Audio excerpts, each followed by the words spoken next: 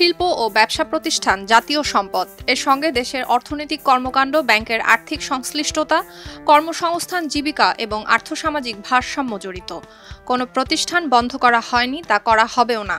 এটা এস আলমেরই হোক কিংবা বেক্সিমকো বা অন্য কারো হোক, বরং প্রতিষ্ঠান সচল রাখতে সরকার রাষ্ট্রীয় কোষাগার থেকে বেতন ভাতাও দিচ্ছে। সুতরাং দেশের বৃহত্তর স্বার্থে শিল্প এবং ব্যবসা প্রতিষ্ঠানের সুরক্ষা দেয়া হবে। 18 নভেম্বর বাংলাদেশ ব্যাংকে আয়োজিত এক সংবাদ সম্মেলনে এসব কথা বলেন বাংলাদেশ ব্যাংকের governor doctor Ahsan H Mansur এবং ইসলামী ব্যাংকের চেয়ারম্যান ওবায়দ উল্লাহ আল মাসুদ। মূলত ইসলামী ব্যাংকের মালিকানা এবং ব্যবস্থাপনায় থাকাকালে এস আলমের নেওয়া ঋণ উদ্ধারের প্রক্রিয়া সম্পর্কিত সর্বশেষ তথ্য গণমাধ্যমে শেয়ার করতে ওই সংবাদ সম্মেলন ডাকা হয়।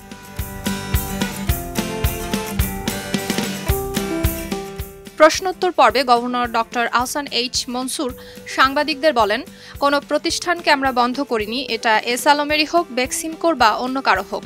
প্রতিষ্ঠানগুলো জাতীয় সম্পদ, প্রতিষ্ঠানগুলো চলবে, চালাতে হবে। সেখানে আমাদের শ্রমিকদের জীবিকা আছে, এর সঙ্গে ব্যাংকিংয়ের স্বার্থও আছে, উৎপাদন কার্যক্রমের বিষয় রয়েছে, এর সঙ্গে দেশের অভ্যন্তর এবং বাইরের বাণিজ্য সম্পর্ক জড়িত। এগুলো তো বিচ্ছিন্ন করা যাবে না। আমরা ব্যক্তি এবং প্রতিষ্ঠানকে ভিন্ন দৃষ্টিভঙ্গি থেকে দেখার চেষ্টা করছি, যাতে ফান্ড ডাইভার্সন বা অর্থ স্থানান্তর না হয়। এটা আমরা চলমান রাখব, কিন্তু প্রতিষ্ঠানের ক্ষতি করব না। প্রতিষ্ঠান ভাঙা খুবই সহজ, কিন্তু একটি প্রতিষ্ঠান গড়ে তোলা খুবই কঠিন। ইন্ডাস্ট্রি এবং এন্টারপ্রাইজ ভাঙতে আমরা দেব না। তাড়াহুড়ো, ইমোশন এগুলো ভালো নয়। ইমোশন দিয়ে উত্তেজিত করা যায়। এই বিধি বহির্ভূত যেসব ইস্যু আছে তা ধীরে ধীরে সময় নিয়ে আইনগত প্রক্রিয়ায় এগোতে হবে। আমরা কেউ আইনের ঊর্ধ্বে নই।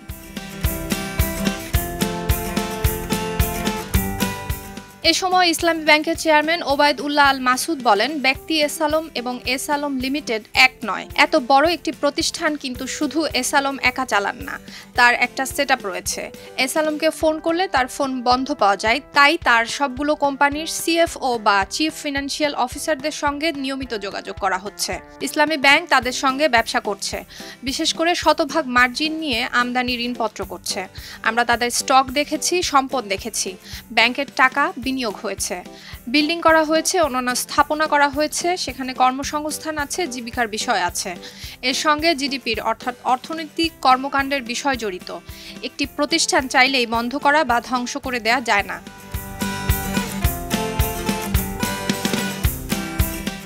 তিনি আরও বলেন, আপনারা জানেন, কোনো শিপ বা প্লেন যখন যাত্রা সম্পন্ন করে তখন নাবিক, বৈমানিক এবং ব্যবস্থাপনার পরিবর্তন হয়, কিন্তু কোনো শিপ বা প্লেন কখনো পরিত্যক্ত করা হয় না। এস আলমের কোনো শিল্প প্রতিষ্ঠান বা ব্যবসা প্রতিষ্ঠান বন্ধ করা হয়নি, এটা করাও হবে না।